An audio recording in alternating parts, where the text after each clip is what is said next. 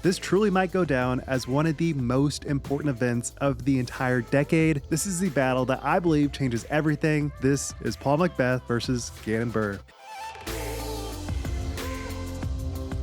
And also for some context, I currently have COVID. I've been caring for my son that has COVID, and no one tells you how hard it is to be a parent when you also feel like total garbage. I feel like I could do the RFK Jr. voice where I just sound like total garbage, but we're not doing that. We're going to sound somewhat decent today. So if you appreciate me posting even when I feel like shit, be sure to subscribe. First up, just like 10 seconds talking about FPO. Own the dog. Scoggins absolutely crushed, making final round basically pointless to watch because you knew Owen was going to run away with it. And even though she still kind of coasted, she had the second best round of the entire field and wins by 7 strokes over Missy. But you did not click on this video to watch FPO recaps, I know it. So to set the scene, after round 2, it was very clear this is going to be a 2-horse race between Paul McBeth and Gannon Buhr. And this truly meant so much more than a single elite series, and I mean everybody knows that. And so despite Cole being potentially able to push a playoff, he just never really felt like he was really in contention. Even though they kept cutting to him like he was actually going to make it, it just was going to take a miracle, and it did not happen. But so on to the real battle. This had so many of the markings of a Brady versus Mahomes, old versus the new, and we know that Paul can play at the top of his field, but it has just felt so inconsistent the last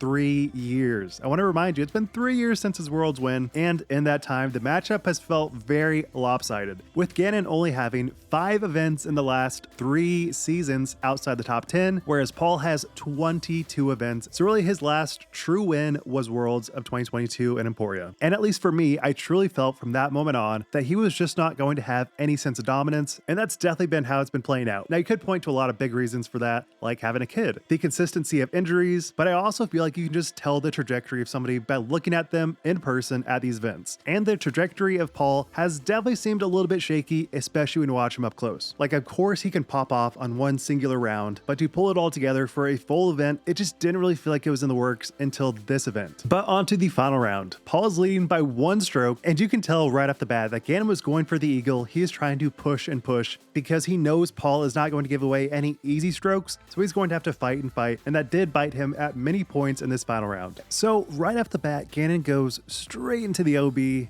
and Paul plays very conservative, getting an easy birdie, stretching his lead to 3 already. But remember, this course has wild in the name, so anything can happen at any point in time. Now, having said that, it is still a very birdieable course, so they had back-to-back birdies after that. And one thing I noticed is that Paul's stroke is looking smooth and confident, and I feel like this course doesn't require a ton of distance, so if he can remain calm and consistent, then there's a very real possibility that Paul runs away with it. And with so many tight tree lines, you're just bound to make some mistakes, and that's where Gannon loses even more strokes on hole 4, where he bounces off a tree going into the out of bounds, pushing Paul's lead to now 4 strokes. And I mean, 4 strokes for like 2019 Paul is like a GG, no one's even getting close, but that is not the world we live in, because Paul takes a super long stretch of pars. But undeniably, the most intense shift towards Gannon was hole 8, where he throws the most insane shot, and there is a weird delay of about 5 seconds because no one knows, did that shot actually go in? Yes, it did. For a 315 blind skip shot throw in with Ben right behind him cheering him on. It's hype.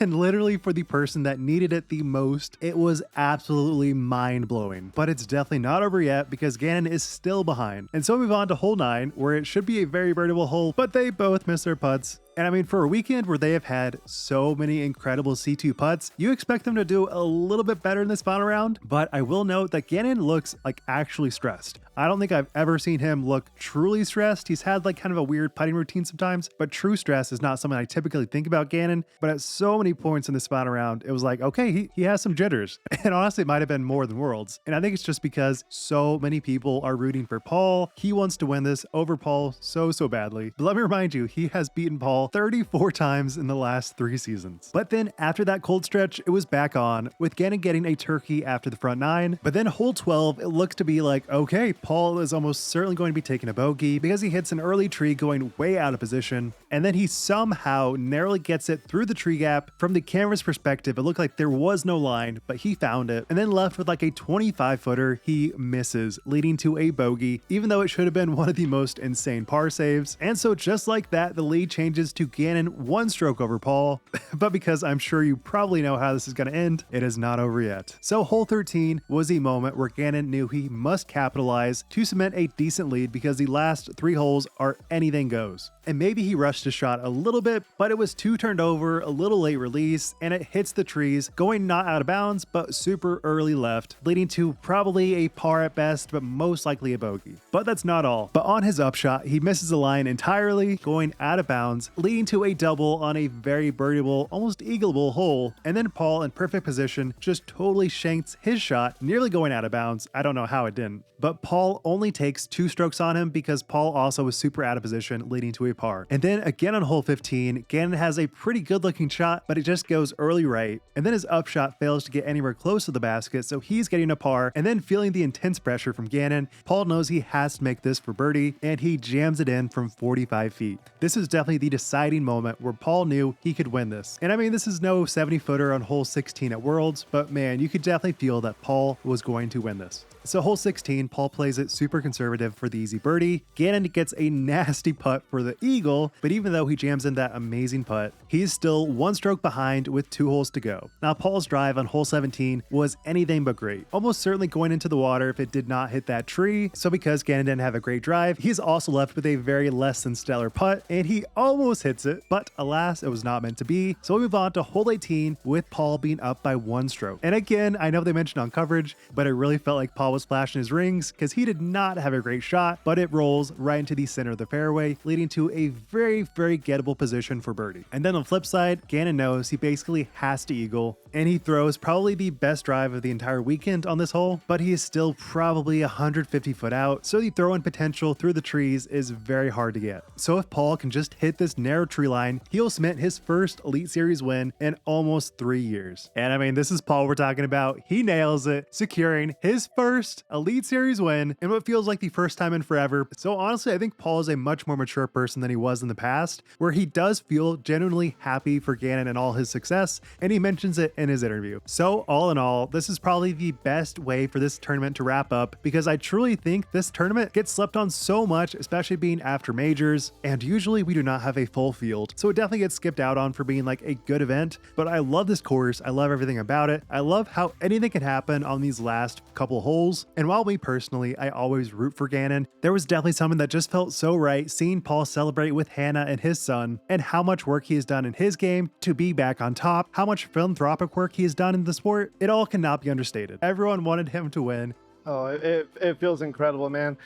It's been just over 2 years since I had a win, and as far as like my disc golf game, I wasn't getting the wins, but I guess in life I've been winning. So, oh, I felt the nerves. I mean, Gannon's been playing incredible. He's the #1 player in the world. He's our world's game champion. He's the best player out here right now. So I wouldn't have wanted to battle with anyone else right now. So it feels good, and he's been on a roll. So to finally knock him off, it feels good.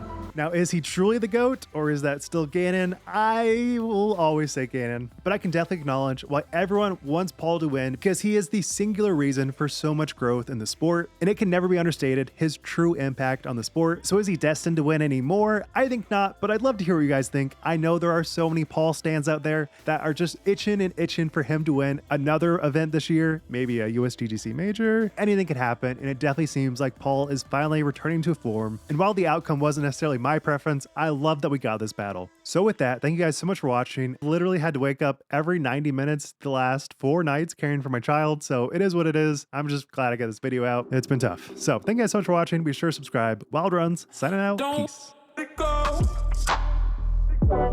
Chasing a dream.